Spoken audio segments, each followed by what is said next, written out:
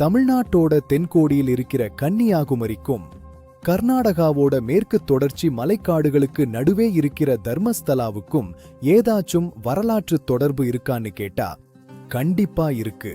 நம்மில் பலருக்கு தெரியாத 800 வருஷ பழமையான ஒரு பிரமிக்க வைக்கிற ஆன்மீக உண்மை இது. இன்னைக்கு தர்மஸ்தலா அப்படின்ன உடனே நமக்கு மஞ்சுநாதர், அதாவது சிவன் கோயில்தான் ஞாபகத்துக்கு வரும். ஆனா இந்த தர்மஸ்தலா தலம் உருவான வரலாற்றிலேயே நம்ம கன்னியாகுமரி அம்மன் தான் மிக முக்கிய பங்கு வகிக்கிறாங்க.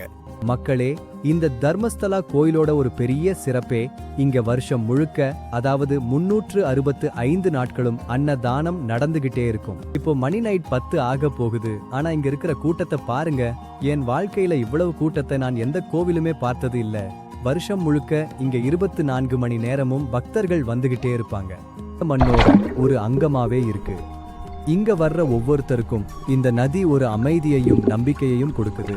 வணக்கம் மக்களே, இந்த வீடியோல நாம ரொம்பவே சுவாரஸ்யமான ஒரு விஷயத்தை பத்தி பார்க்க போறோம். அதனால வீடியோவை எங்கேயும் ஸ்கிப் பண்ணாம கடைசி வரைக்கும் பாருங்க. அப்படியே நம்ம சேனலை இன்னும் சப்ஸ்கிரைப் பண்ணலன்னா மறக்காம சப்ஸ்கிரைப் பண்ணி சப்போர்ட் பண்ணுங்க. இன்னைக்கு நாம எங்க இருக்கோம்னு தெரியுமா? மங்களூர் பஸ் ஸ்டாண்ட்ல தாங்க இருக்கோம். இங்க இருந்து நாம இப்போ தர்மஸ்தலாவுக்கு பயணப்பட போறோம். தர்மஸ்தலாவுக்கும் நம்ம கன்னியாகுமரிக்கும் ஒரு ஆச்சரியமான தொடர்பு இருக்குன்னு சொன்னா உங்களால நம்ப முடியுமா? அது என்னன்னு தெரிஞ்சுக்க இந்த வீடியோவை முழுசா பாருங்க. அப்போதான் அந்த ரகசியம் உங்களுக்கு புரியும். சரி வாங்க, இப்போ வீடியோக்குள்ள போகலாம். மங்களூர்ல இருந்து தர்மஸ்தலாவுக்கு போறதுக்கு சரியா 2லிருந்து 2.5 மணி நேர பயணம் இருக்கு மக்களே. அப்படியே ஜன்னல் ஓரத்துல உட்கார்ந்துட்டு வெளியே தெரியிற அந்த பசுமையான இயற்கையை ரசிச்சுக்கிட்டே போற அந்த சுகமே தனி தாங்க. அந்த அழக அனுபவிச்சுக்கிட்டே நாம இப்போ தர்மஸ்தலா நோக்கி பயணிக்கிறோம்.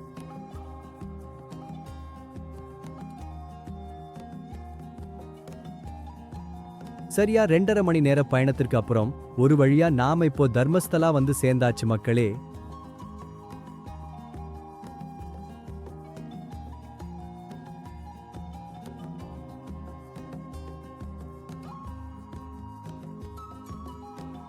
இங்க இறங்குன உடனே அந்த ஊரோட அமைதியும் காத்துல இருக்கிற அந்த பக்தியும் மனசுக்கு அவ்வளவு நிறைவா இருக்கு. இனிமேதான் இந்த வீடியோவோட சுவாரஸ்யமான பகுதி ஆரம்பமாக போகுது. எனக்கு பின்னாடி தெரியுது பாருங்க, இதுதான் தர்மஸ்தலாவோட பிரம்மாண்டமான நுழைவு வாயில். இந்த ஊர்ல ஒரு புனிதமான நதி ஓடிக்கிட்டு இருக்கு. இப்போ இந்த என்ட்ரன்ஸை பார்த்துட்டு அப்படியே நாம நேரா அந்த நதிக்குத்தான் போக போறோம். தர்மஸ்தலா மெயின் ஏரியாவில இருந்து இந்த நேத்ராவதி நதி எவ்வளவு தூரம்னு கேட்டீங்கன்னா ஒரு 2லிருந்து 3 கிலோமீட்டர் தான் இருக்கும். நான் வந்த பஸ் இந்த வழியா தான் வந்துச்சு. ஆனா எனக்கு அது தெரியாததால நான் தர்மஸ்தலா பஸ் ஸ்டாண்ட்ல இறங்கிட்டேன். அங்கிருந்து இப்போ ஒரு ஆட்டோ பிடிச்சு தான் இங்க வந்திருக்கேன். ஆட்டோவுல ஒரு ஆளுக்கு வெறும் 20 ரூபாய் தான் சார்ஜ் பண்றாங்க. ரொம்ப கம்மியான செலவுல நாம நதிக்கரைக்கு வந்துடலாம். நேத்ராவதி நதிக்குள்ள போற என்ட்ரன்ஸ் இப்படித்தான் இருக்கும் மக்களே. இப்போ மணி சரியா மாலை 6:30 ஆகுது. சுத்தியும் அப்படியே மெல்ல மெல்ல இருட்ட ஆரம்பிக்கிறத நீங்களே பார்க்கலாம். அப்படியே உள்ள வந்தா அங்கே ஒரு எச்சரிக்கை பலகை வச்சிருக்காங்க. திருடர்கள் ஜாக்கிரதை, பீவர் ஆஃப் தீவ்ஸ் அப்படின்னு அதுல போட்டிருக்கு. கூட்டமா இருக்கிற இடங்கள்ல நம்மளோட உடைமைகளை ரொம்ப கவனமா பாத்துக்கணும் மக்களே. நாம இப்போ நிக்கிற இந்த நேத்ராவதி நதிக்கு ஒரு அழகான வரலாறு இருக்கு. இது கர்நாடகாவோட மேற்கு தொடர்ச்சி மலையில இருக்கிற பங்கார பாலகே அப்படிங்கிற இடத்துல உருவாகுது. தர்மஸ்தலாவுக்கு வர்ற பக்தர்கள் இந்த நதியை ரொம்ப புனிதமா கருதுறாங்க. இங்க குளிச்சிட்டு போய் மஞ்சுநாத சுவாமியை தரிசனம் செஞ்சா நம்ம பாவமெல்லாம் நீங்கி மனசு சுத்தமாகும்ங்கிறது ஐதீகம். பல 100 வருஷங்களா இந்த நதி தர்மஸ்தலா புனித மண்ணோட ஒரு அங்கமாவே இருக்கு. இங்க வர்ற ஒவ்வொருத்தருக்கும் இந்த நதி ஒரு அமைதியையும் நம்பிக்கையையும் கொடுக்குது. இன்னொரு முக்கியமான விஷயம் கூட சொல்ல போறேன் மக்களே. நைட்டு வர்றவங்க இங்கே தங்கறதுக்கு ஸ்டே வசதி இருக்கு. இதோ நம்ம முன்னாடி இந்த பில்டிங் தெரியுது பாத்தீங்களா? இதுதான் இங்க தங்கறதுக்கான ரூம்ஸ். இங்க மொத்தம் 2 பில்டிங் இருக்குங்க. நம்ம கண்ணு முன்னாடி தெரியுது இல்லையா? இது ஒரு பில்டிங். அப்புறம் இதுக்கு பக்கத்திலேயே இன்னொன்னு இருக்கு பாருங்க, அது ஒரு பில்டிங். நீங்க இங்க தங்கிட்டு ரொம்ப நிம்மதியா சாந்தி சமாதானத்தோட இந்த கோயிலை அழகா விசிட் பண்ணலாம். மக்களே, இந்த தர்மஸ்தலா கோயிலோட ஒரு பெரிய சிறப்பே இங்க வருஷம் முழுக்க, அதாவது 365 நாட்களும் அன்னதானம் நடந்துகிட்டே இருக்கும். பசியோட வர்ற யாருமே இங்க சாப்பிடாம போக முடியாது. இப்போ நாமளும் இந்த அன்னதானத்தை சாப்பிட்டுட்டு அப்படியே கோயிலை சுத்தி பார்க்க கிளம்ப வேண்டியதுதான். வாங்க போலாம். மக்களே, இதோ உங்க முன்னாடி தெரியறது தான் பிரம்மாண்டமான தர்மஸ்தலா கோவில்.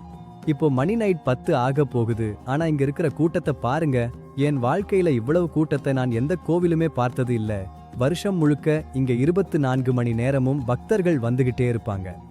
இப்போ இருட்டாயிட்டதால எல்லா இடத்தையும் தெளிவா காமிக்க முடியல. அதனால இன்னைக்கு ஒரு நாள் இங்க ஸ்டே பண்ணிட்டு நாளைக்கு காலையில இந்த முழு கோவிலையும் உங்களுக்கு சுத்தி காமிக்க போறேன். அடுத்ததா இந்த கோவில் பத்தி ஒரு செம விஷயத்தை சொல்ல போறேன். அதனால வீடியோவை கடைசி வரைக்கும் பாருங்க.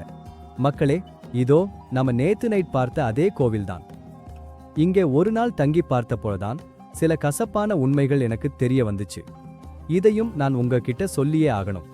இங்க தண்ணி குடிக்கிற இடத்திலேயே சில பேர் துப்புறாங்க. அதனால குடிநீர் சுத்தமாவே இல்ல. அது மட்டும் இல்லாம இங்க இருக்கிற பாத்ரூம் பராமரிப்பு ரொம்பவே மோசமா இருக்கு. வருஷம் முழுக்க லட்சக்கணக்கான பக்தர்கள் வர்ற இந்த இடத்துல குடிநீரையும் பாத்ரூமையும் இன்னும் சுத்தமா மெயின்டைன் பண்ணா ரொம்ப நல்லா இருக்கும். கோவிலை சுத்தி மத்த இடங்கள் எல்லாம் சூப்பரா இருக்கு. ஆனா இந்த முக்கியமான இடங்கள்ல சுத்தம் இல்லை. என் கண்ணு முன்னாடி பார்த்த உண்மையை மட்டும்தான் இந்த வீடியோல நான் சொல்லியிருக்கேன். இப்போதாங்க நாம மெயினா கோவிலுக்குள்ள போக போறோம். ஆனா நாம நினைக்கிற மாதிரி டைரக்டா உடனே உள்ள போயிட முடியாதுங்க. இங்க எப்பவுமே கூட்டம் அதிகமா இருக்கிறதால இதோ இந்த கியூ வரிசையில கியூ லைன் நின்னுதான் போகணும். எவ்வளவு பெரிய வரிசை பாருங்க. சாமி தரிசனம் செய்யணும்னா இந்த தடைகளை தாண்டித்தான் போகணும் போல இருக்கு. ஒரு வழியா அந்த நீண்ட வரிசை மற்றும் கூட்டத்தை தாண்டி மனதார சாமியை கும்பிட்டு வெளியே வந்தாச்சு மக்களே. உள்ளே தரிசனம் செய்யும் போது வீடியோ எடுக்கலாம்னு நினைச்சேன். ஆனா அங்கிருந்த செக்யூரிட்டி கிட்ட கேட்டப்போ உள்ள வீடியோ எடுக்க அனுமதி இல்ல அப்படின்னு சொல்லிட்டாங்க. எந்த ஒரு இடத்துக்கும் போனா அங்க இருக்கிற சட்டத்தை நாம மதிக்கணும் இல்லையா? அதனால நான் உள்ள வீடியோ எடுக்கல.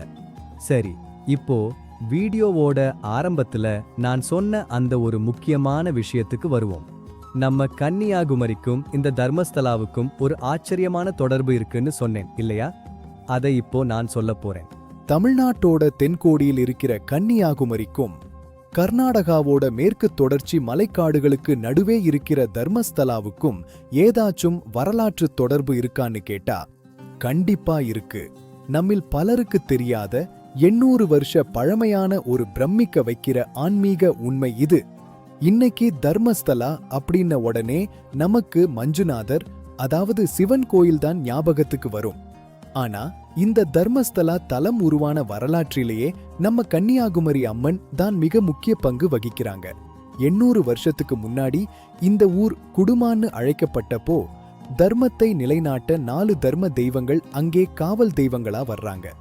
அதுல ஒரு மிக முக்கியமான தெய்வம்தான் நம்ம கன்னியாகுமரி பகவதி அம்மன்.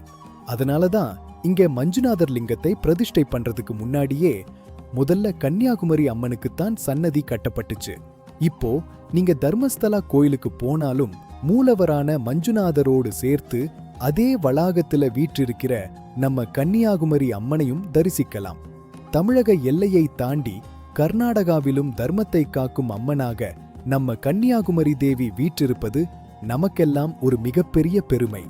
வரலாற்று ரீதியா தர்மத்தால இணைஞ்சிருக்கிற இந்த 2 புண்ணிய பூமியோட ரகசியம் உங்களை ஆச்சரியப்படுத்துதா? இதே மாதிரி இன்னும் பல சுவாரஸ்யமான பயணக் கதைகளையும் ரகசியங்களையும் நம்ம MJ டிராவலர் சேனல்ல பார்க்க இப்போதே சப்ஸ்கிரைப் பண்ணுங்க. என்னுடைய அன்பான மக்களே, தர்மஸ்தலாவை பத்தின இந்த வீடியோ உங்களுக்கு பிடிச்சிருக்கும்னு நம்புறேன். பிடிச்சிருந்தா மறக்காம லைக் பண்ணுங்க. அப்படியே நம்ம MJ டிராவலர் சேனலை சப்ஸ்கிரைப் பண்ணி சப்போர்ட் பண்ணுங்க. அடுத்து நான் எந்த இடத்துக்கு போகணும்னு நீங்க ஆசைப்படுறீங்களோ அதை மறக்காம கமெண்ட்ல சொல்லுங்க. தர்மஸ்தலா பயணம் முழுமையா முடிஞ்சது மக்களே. அங்கிருந்து இப்போ மங்களூருக்கு வந்துட்டு மங்களூர்ல இருந்து கன்னியாகுமரி போற ட்ரெயின்ல ஏறியாச்சு. இதோ ஜன்னல் ஓரத்துல உட்கார்ந்துட்டு நம்ம ஊரை நோக்கி பயணமாகிட்டே இருக்கோம். இந்த அழகான பயணத்தோட நினைவுகளோட இப்போ நான் ஊருக்கு திரும்புறேன். உங்களுடைய அன்பும் ஆதரவும் தான் என்னை போன்ற பயணிகளுக்கு பெரிய பலம். அடுத்து ஒரு சூப்பரான வீடியோவுல உங்களை வந்து சந்திக்கிறேன். அதுவரை உங்களிடமிருந்து விடை பெறுவது உங்கள் MJ டிராவலர் விஷ்ணு. நன்றி.